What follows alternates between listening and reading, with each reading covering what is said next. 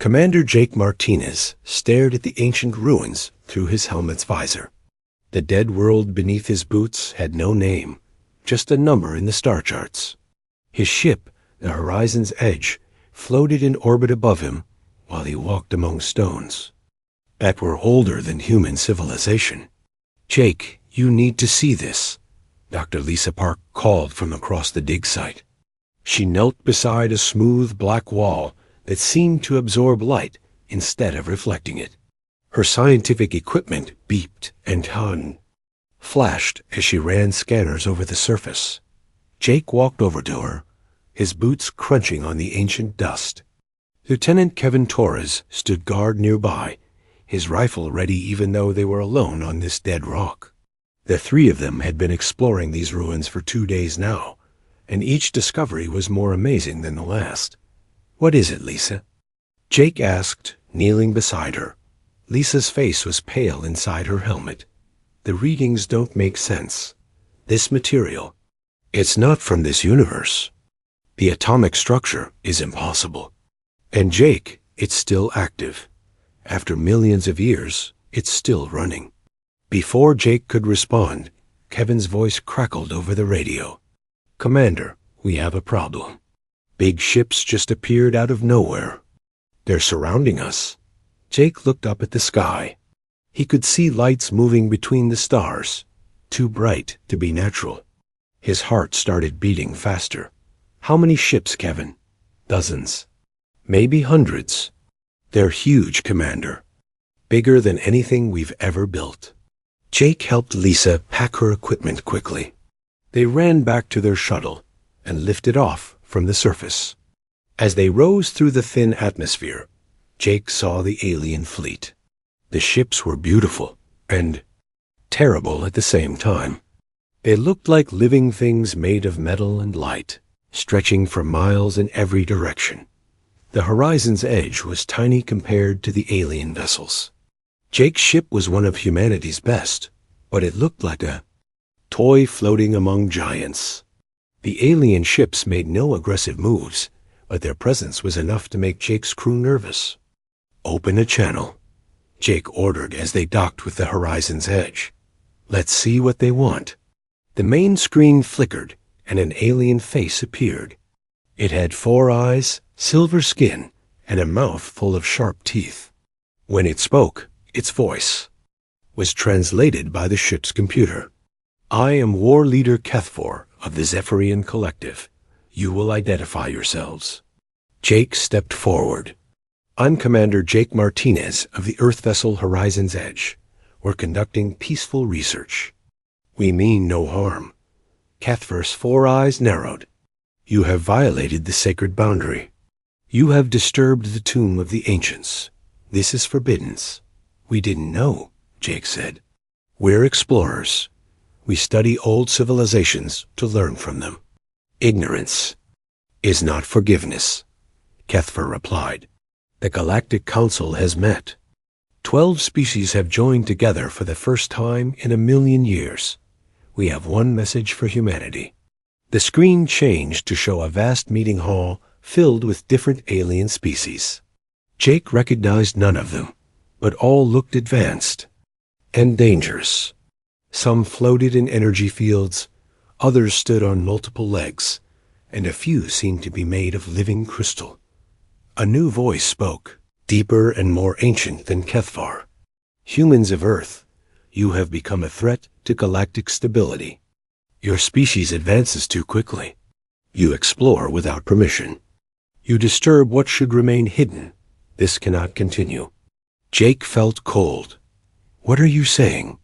"We are saying that humanity has 72 hours to abandon all colonies and return to your home system. You will never leave your son's influence. Again, if you refuse, we will remove you from existence." Lisa grabbed Jake's arm. "They can't be serious." "There are billions of humans on the colony worlds," the ancient voice continued. "We have watched your species for decades. You are unpredictable. You take risks that endanger everyone. You must be contained. And if we refuse?" Jake asked, though he already knew the answer. Then you will be eliminated. Every human, every ship, every trace of your civilization will be removed from the galaxy. This is not negotiation. This is announcement. To prove their point, the alien fleet fired a single beam of light toward the outer edge of the system. Jake's sensors showed the mining station on Titan's moon simply disappearing.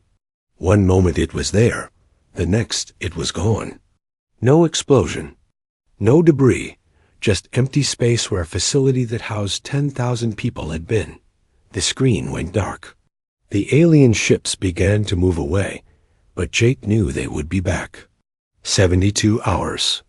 That's all humanity had to abandon everything they had built among the stars. Jake opened a channel to Earth. Priority message to Admiral Susan Blake. We have a situation. The galaxy just declared war on humanity, and I don't think we can win. As the horizon's edge turned toward home, Jake looked back at the dead world where they had found the ancient ruins. Whatever humanity had discovered down there, it had signed their death warrant. The only question now was whether they would fight or run. Either way, everything was about to change. President Daniel Garcia sat at the head of the emergency council table. The faces around him looked grim. Admiral Susan Blake had arrived from Luna Station just hours ago, her uniform still wrinkled from the rushed journey. The news from Commander Martinez had shaken everyone to their core. "Tell me again how many ships they have," President Garcia said. Admiral Blake pulled up a holographic display. "Our long-range sensors count at least 50,000 vessels. That's just what we can see. There could be more hiding behind moons or in asteroid fields." Dr. Amy Foster, the government's top alien expert, shook her head. "We've never seen anything like this. 12 different species working together. In all our years of space exploration, we've met maybe 3 or 4 alien races, and they barely noticed us." "Well, they're noticing us now," Captain Ryan Hall said. He was Earth's best military strategist, but even he looked worried. "The question is, what do we do about it?" President Garcia rubbed his temples. He had been president for 6 years, but nothing had prepared him for this. How long to evacuate all our colonies? "Impossible," Admiral Blake said. "We have 47 colony worlds with a total population of 800 million people. Our fastest ships would need months to move everyone. We have 72 hours. Colonel Peter Stone had been quiet until now. He was in charge of colonial defense, and he knew the outer settlements better than anyone. "Sir, some of the colonies won't want to leave. New Montana has been independent for 20 years. They won't abandon their homes without a fight. They'll have to," President Garcia said. "We can't protect them." Dr. Foster leaned forward. "Maybe we should try talking to them again. There has to be a reason they're doing this. People don't just decide to wipe out an entire species." "They said we violated some sacred boundary," Admiral Blake replied. "Something about disturbing ancient tombs. But we're explorers. That's what we do." Meanwhile, on the research ship Horizons Edge, Dr. Lisa Park was studying the artifacts they had taken from the dead world. The black material seemed to pulse with its own inner light. Her colleague, Dr. Carl White, had joined her via video link from his lab on Earth. "Lisa, what you found changes everything," Dr. Carl White said from his laboratory deep under the Rocky Mountains. "This isn't just old technology. It's something completely new." Lisa held up a small piece of the black material. "Carl, this thing is responding to my thoughts. When I think about space, it shows me star maps. When I think about time, it shows me, I don't know how to describe it, like it's connected to everything in the universe." Dr. White's face was excited on the screen. "You need to get that material to me immediately. I think this might be connected to something we've been researching for years. Something the military doesn't want anyone to know about." Back on Earth, Colonel Stone was preparing for the worst. He had ships heading to every colony world, but he knew they couldn't save everyone in time. His first stop was New Montana, where Mayor Linda Gray had already made it clear that her people wouldn't be leaving. The transport ship touched down in New Montana's main city. The colonists had built something beautiful here, with tall buildings that reached toward the sky and farms that stretched to the horizon. It would break their hearts to leave it all behind. Mayor Gray met Colonel Stone at the landing pad. She was a tough woman who had helped build this world from nothing. "Colonel, my people won't go. This is our home. We've put our lives into this place." "Ma'am, you don't understand," Stone replied. "These aliens destroyed a space station with 10,000 people in it. One shot. It was just gone. Then we'll fight," Mayor Gray said. "We're not running." Stone looked around at the city. Families were going about their daily lives, children playing in the streets. They had no idea what was coming. "Ma'am, fighting means dying. All of you." "Maybe, but running means giving up everything we've worked for. Some things are worth dying for, Colonel." While Stone argued with the colonists, Captain Alex Turner was leading the outer defense fleets. His ships were fast and well armed, but they were like insects compared to the alien vessels. Still, he had to try something. "All ships, this is Captain Turner," he said over the fleet communication system. "We're going to hit their supply lines. Quick strikes, then run. Don't try to be heroes. Our job is to slow them down and give the evacuation ships more time." Turner's ship, the Defiant, led 12 other vessels toward the alien fleet. They used asteroids and gas clouds to hide their approach. The alien ships seemed to ignore them at first, as if humans weren't worth worrying about. That was their mistake. Turner's fleet struck fast and hard, targeting what looked like fuel ships and communication arrays. The aliens responded quickly, but the human ships were already gone, disappearing into the darkness between the stars. Back on Earth, Dr. White made a discovery that changed everything. Working with his team, including the brilliant Dr. Beth Adams, he found something hidden in the ancient artifacts that made his blood run cold. "Beth, look at this," he said, pointing to readings on his screen. "This material isn't just technology. It's alive, and it's trying to communicate." Dr. Adams studied the data. "Carl, these patterns, they look like brain waves." "Like thoughts, exactly. Whatever the ancients were, they didn't just disappear. They became something else. And I think this technology is how they did it." As the 72-hour deadline approached, humanity faced an impossible choice. They could run and abandon everything they had built among the stars, or they could fight and probably die. But Dr. White's discovery suggested a third option, one that might be more dangerous than either fighting or running. The alien fleets were moving closer to human space.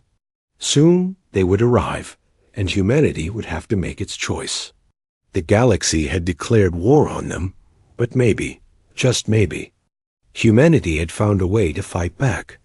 The question was whether they would survive long enough to use it. The war began at exactly 72 hours after the ultimatum. The alien fleets moved through space like a storm, sweeping aside human defenses as if they were made of paper. Captain Sam Rogers gripped the controls of his fighter as explosions lit up the darkness around him. "All fighters, stay close to the asteroids," Rogers said into his radio. "Use the rocks for cover. Don't let them get clean shots at you." His ship, the Starfire, was one of humanity's newest fighters, but it felt fragile compared to the alien vessels. The enemy ships moved like living things, twisting and turning in ways that shouldn't be possible. Their weapons were beams of pure energy that could slice through human armor like it was nothing. Rogers dove behind a large asteroid as alien fire scorched the space where he had been. 3 of his squadron were already gone, their ships turned to expanding clouds of gas and metal. The aliens weren't just winning, They were barely trying. On the bridge of the human flagship, Admiral Blake watched her fleet being destroyed. Ships that had taken years to build were dying in minutes. Her best captains were calling for help, but there was nothing she could do. The aliens had weapons that humanity couldn't understand, much less fight against. "Admiral, the Courage is taking heavy fire," her communications officer reported. "Captain Williams is requesting permission to ram the alien command ship." Blake closed her eyes. Captain Williams had served with her for 15 years. He had a wife and 2 children on Earth. "Tell him negative. We need every ship we can save." But Williams was already gone. His ship turned toward the massive alien vessel and fired its engines at full power. The Courage struck the alien ship's side, and both vessels disappeared in a flash of light. For a moment, Blake hoped they had hurt the enemy. Then she saw that the alien fleet hadn't even slowed down. On Earth, Dr. White worked frantically in his underground laboratory. The ancient artifacts were spread across multiple tables, connected by cables to every computer he could find. Dr. Beth, Adams, and their team of scientists had been working for 3 days straight without sleep. "Carl, I think I understand what this is," Dr. Adams said, pointing to the data flowing across her screen. "It's not just a communication device. It's a network, like the Internet, but for consciousness itself." Dr. White looked up from his work. His eyes were red from exhaustion, but his mind was sharp. A network of minds? That's how the ancients transcended. They didn't die. They joined together into something bigger. "But Carl, look at this," Adams said, bringing up another screen. "The network needs massive amounts of energy to work, and it needs every human mind connected at the same time. If even one person refuses to join, the whole thing fails." White studied the numbers. The energy requirements were staggering. They would need to tap into Earth's core, drain every power plant on the planet, and even then, might not be enough. "How long do we have?" "The alien fleet will reach Earth in 6 hours," Adams replied. "The outer colonies are already gone. Mars is under attack." Lieutenant Colonel Grace Miller stood on the command deck of the Mars Defense Station, watching the red planet sky fill with alien ships. Her defensive batteries fired continuously, but their shells bounced harmlessly off the enemy vessels. The aliens returned fire with surgical precision, taking out her gun positions one by one. "All stations, fall back to the emergency bunkers," Miller ordered. "Civilian evacuation is complete. We're fighting for time now, nothing else." Major Nick Johnson coordinated the retreat from his position near the spaceport. Families were still boarding the last transport ships, desperate to escape before the aliens reached the surface. Children cried as their parents carried them toward the ships, not understanding why they had to leave their homes. "Colonel Miller, the aliens are landing troops," Johnson reported. "They're not trying to destroy the colonies. They're capturing them." Miller frowned. That was unexpected. If the aliens wanted to wipe out humanity, why were they taking prisoners? "Keep fighting, Major. Buy those transports every second you can." The alien ground forces were unlike anything humans had seen. Some looked like giant insects with metal armor. Others were floating spheres of energy that could pass through solid walls. They moved with perfect coordination, as if they shared a single mind. Johnson's troops fought bravely, but human weapons barely scratched the alien soldiers. Bullets bounced off their armor, and explosives seemed to have no effect. One by one, his positions fell silent. Back on Earth, President Garcia made the hardest decision of his life. The reports from the colonies were all the same. Defeat after defeat, with human forces being overwhelmed by technology they couldn't match. The evacuation ships were bringing back survivors, but for every person saved, 10 more were lost. "Dr.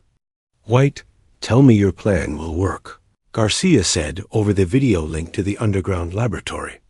White looked exhausted, but his voice was steady. Mr. President, I can't promise anything. We're talking about connecting every human consciousness to an alien network that we barely understand. It could elevate us to a higher level of existence, or it could kill us all instantly. And if we don't try, then we lose anyway. The aliens have made it clear they won't stop until humanity is gone. At least this way, we have a chance. Garcia nodded. What do you need? Everyone, sir.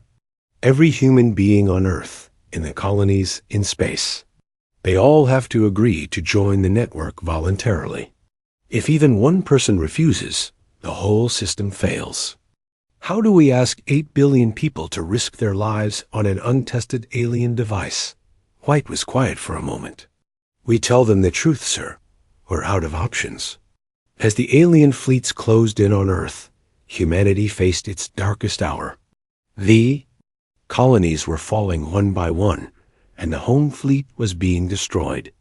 Captain Rogers and the surviving fighter pilots made desperate attacks on the alien supply lines, but they were running out of ships and pilots. The aliens had revealed their true fear during the battle. They weren't just trying to destroy humanity. They were trying to prevent them from using the ancient network. Every time human forces got close to one of the alien command ships, the enemy would retreat rather than risk capture. They're afraid of something, Rogers reported to Admiral Blake. Every time we get close, they pull back. They don't want us to learn their secrets. Blake understood. The aliens weren't just superior in technology. They were desperately trying to keep humanity from discovering something important. The ancient network was the key, but they were running out of time to use it. On the surface of Earth, families gathered around their television screens as President Garcia addressed the world. His face was calm, but everyone could see the fear in his eyes. My fellow humans, he began, we face a choice that will determine the future of our species. We can surrender and hope for mercy, or we can take a chance on something that might save us all. The choice is yours, but it must be made now. The alien fleet was visible in Earth's sky now, dark shapes blotting out the stars. Humanity had minutes, not hours, to decide its fate. The network was ready. The power systems were charged, but the most important component was still missing: the willing participation of every human being alive. The galaxy had declared war on humanity, and humanity was about to answer in a way no one expected. The alien fleet hung in Earth's sky like a dark cloud, blocking out the stars. On the surface, people looked up and saw their doom approaching. The ships were so large that they cast shadows across entire continents. Children pointed at the sky and asked their parents what the strange shapes were, not understanding that they were looking at the end of the world. Dr. White stood in his laboratory, surrounded by the ancient artifacts that might be humanity's salvation or its final mistake. The network was ready, but the choice still had to be made. Around the world, people were gathering in their homes, in churches, in public squares, waiting for someone to tell them what to do. Dr. White, President Garcia's voice came through the communication system. The alien commander wants to speak. With us, they're offering one final chance to surrender. Sir, we can't surrender now, White replied. If we activate the network, we might have a chance. But once we start, there's no going back. The main screen in the laboratory flickered to life, showing war leader Kethver's face. His 4 eyes burned with something that might have been anger, or fear, or both. Humans of Earth, Kethver began, you have discovered technology that you do not understand. You play with forces that could destroy not just your world, but the entire galaxy. Surrender now, and some of you will be allowed to live as subjects of the Galactic Council. President Garcia stepped forward. And if we refuse, then you will be removed from existence, as we have removed others who threaten the stability. Of our civilization. Dr. White felt his heart racing. Others? What others? Cuthbert's expression changed, becoming almost sad. The ancients were not the first to discover the network. There have been dozens of species who found this technology and tried to use it. They all destroyed themselves in the attempt. We have spent 1,000,000 years making sure no one else makes the same mistake. You're not trying to conquer us, White realized. You're trying to save us. We are trying to save everyone, Cuthbert replied. The network you have found is a trap. It promises transcendence, but it delivers only death. The ancients learned this too late. They activated their network and vanished from the universe, leaving behind only empty worlds and broken technology. Dr. Adams looked at her data screens with new understanding. Carl, what if they're right? What if the network is dangerous? But Dr. White was studying the alien commander's face, looking for signs of deception. No, there's something else. Cuthbert, your people have never tried to use the network, have they? You've been too afraid. Cuthbert's eyes narrowed. Fear is wisdom when dealing with forces beyond comprehension. Or maybe fear is what's kept your people from growing. White shot back. Maybe the ancients didn't die. Maybe they became something you can't understand. The alien commander cut the transmission, and the screen went dark. A moment later, the alien ships began to move closer to Earth. The bombardment would begin soon. Captain Jim Harris stood on the bridge of the Earth Defense Ship Guardian, watching the alien fleet approach. His ship was one of the few remaining vessels in Earth's defense force, and he knew it wouldn't last long against the alien weapons. But his job wasn't to win the battle. It was to buy time for Dr. White's team to complete their work. All ships, form up on me, Harris ordered. We're going to charge straight at their command vessel. Full speed, everything we've got. His officers stared at him. Sir, that's suicide, his first officer said. Maybe, Harris replied. But it's also our job. Those people down there are counting on us to give them a few more minutes. Let's make sure they get them. The Guardian and its sister ships accelerated toward the alien fleet, their engines burning at maximum power. The enemy vessels opened fire, and space lit up with deadly energy beams. One by one, the human ships were destroyed, but they kept coming. Harris felt his ship shake as alien weapons tore through the hull. Alarms blared, and smoke filled the bridge. Keep firing, he shouted. Make them pay for every inch. On Earth, Dr. White's daughter Kate had joined the team in the laboratory. She was a brilliant scientist in her own right, and she understood the network better than anyone except her father. Dad, the power levels are building up correctly, but I'm seeing some strange readings. What kind of readings? White asked. It's like the network is already partially active, as if someone else is using it, somewhere else in the galaxy. White felt a chill run down his spine. The ancients. They're still connected to the network. They never left. They just moved to a different level of existence. Around the world, people were making their choice. In New York, families held hands. In Central Park, as they felt the network's influence beginning to touch their minds. In Tokyo, millions of people stood in the streets, looking up at the alien ships and refusing to surrender. In London, in Sydney, in Lagos, in Mexico City, the same scene played out. Humanity was choosing to risk everything rather than live as slaves. The network activation began slowly, like a whisper in the back of every human mind. People felt connections forming, thoughts and emotions flowing between them in ways they had never experienced. A mother in Brazil felt the love of a father in Canada for his children. A soldier in Russia experienced the fear of a child in South Africa. Humanity was becoming something new, but the process was fragile. The alien bombardment was interfering with the energy flows, and some of the connection points were failing. Dr. White realized they needed more time. More power, more of everything they didn't have. Kate, we're losing the connection, he said.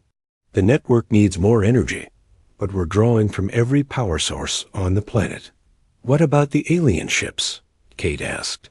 They're using massive amounts of energy for their weapons. If we could tap into that ... White stared at his daughter. It was a crazy idea, but it might work. We'd have to physically connect to one of their ships. Someone would have to get close enough to establish a direct link. Captain Rogers was still fighting. In his damaged fighter when the message came through. Captain, we need you to ram one of the alien ships. Not to destroy it, but to establish a connection. Can you do it? Rogers looked at his fuel gauge and weapon systems. Everything was running on backup power, and his life support was failing. I can try, but I'll only get one shot at this. That's all we need, Captain. One shot. Rogers turned his fighter toward the largest alien ship in the fleet. As he approached, he could see its surface crawling with energy, beautiful and terrible at the same time. This was either going to save humanity or finish the job the aliens had started. The network was almost ready. Across the world, 8 billion. Human minds were joining together, creating something that had never existed before. The aliens had been right about one thing. This was dangerous. But they had been wrong about something else. Humanity wasn't going to destroy itself with this. Power. They were going to transform. Captain Rogers' fighter struck the alien ship's hull with perfect precision. Instead of exploding, his vessel merged with the alien technology, creating a bridge between human and alien systems.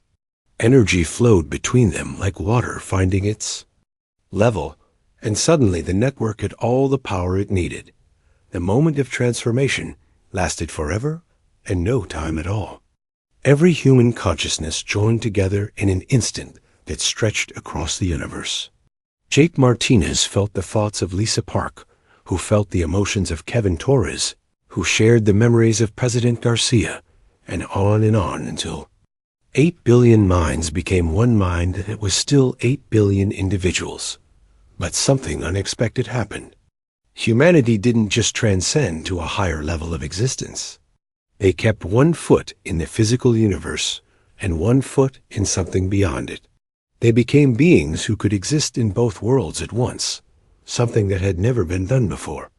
Alien fleets, seconds away from destroying Earth, found themselves frozen in space. Their weapons powered down, their ships stopped moving, and their crews felt a presence unlike anything they had ever experienced. It wasn't threatening or angry.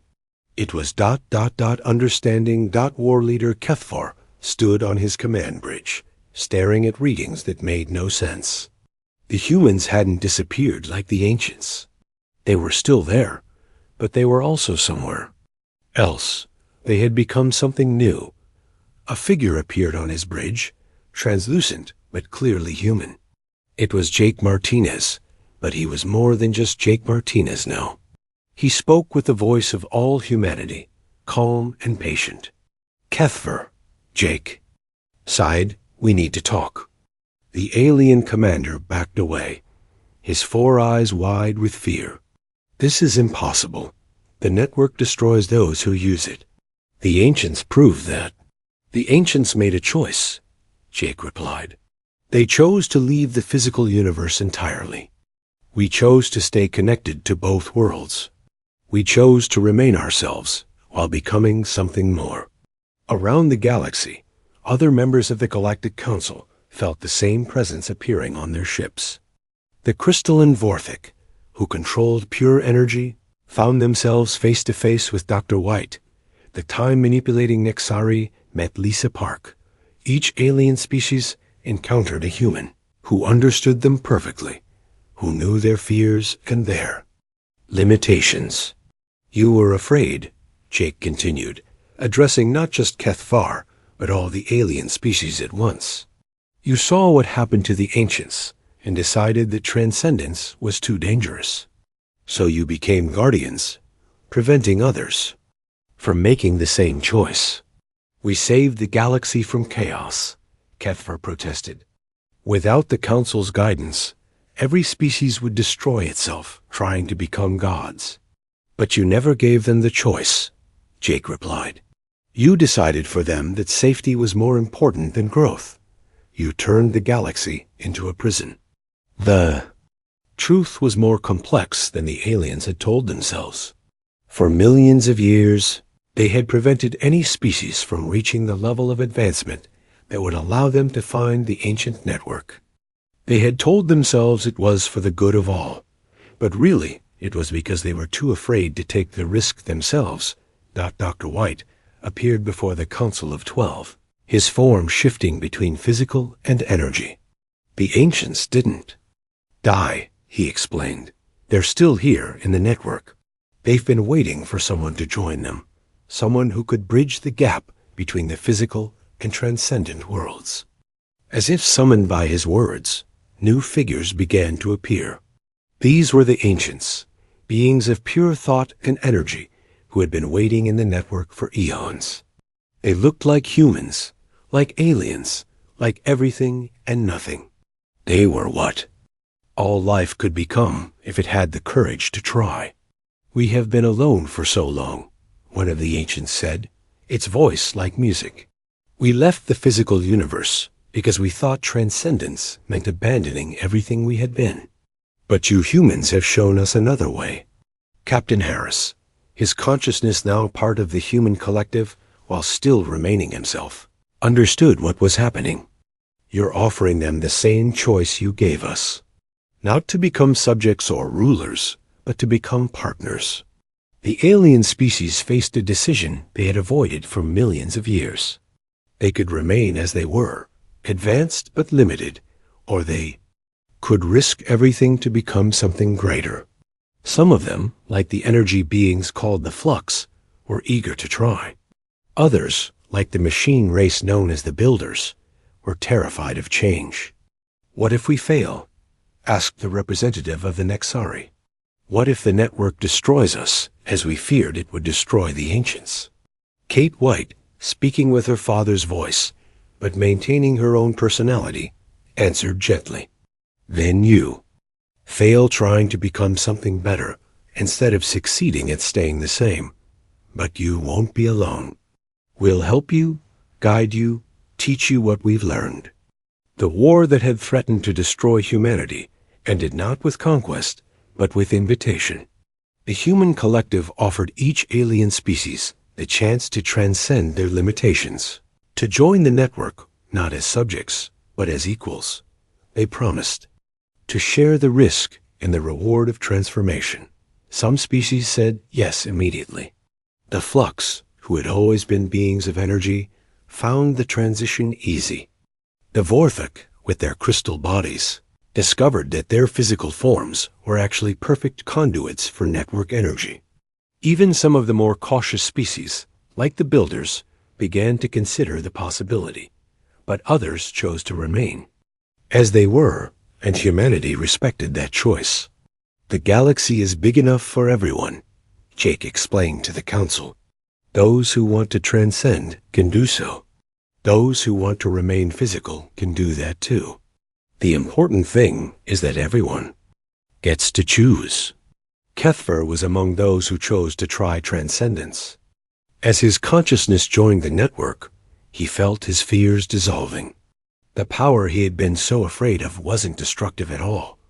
It was creative, transformative, beautiful. He became more than he had been, while remaining exactly who he was. Moment that ended the war lasted an instant and changed everything. Humanity had faced annihilation and responded not with violence, but with invitation. They had looked destruction in the face and offered their enemies the chance to become friends instead. As the network settled into its new configuration, spanning multiple species and bridging physical and transcendent existence, the galaxy entered a new age. It was no longer a collection of separate civilizations guarding their territories and fearing change.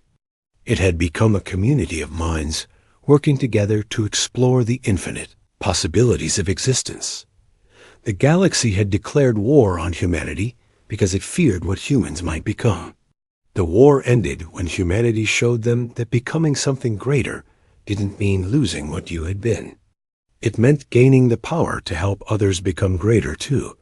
And in that moment of transformation, as consciousness flowed freely between species and dimensions, everyone understood that the real victory wasn't in defeating your enemies.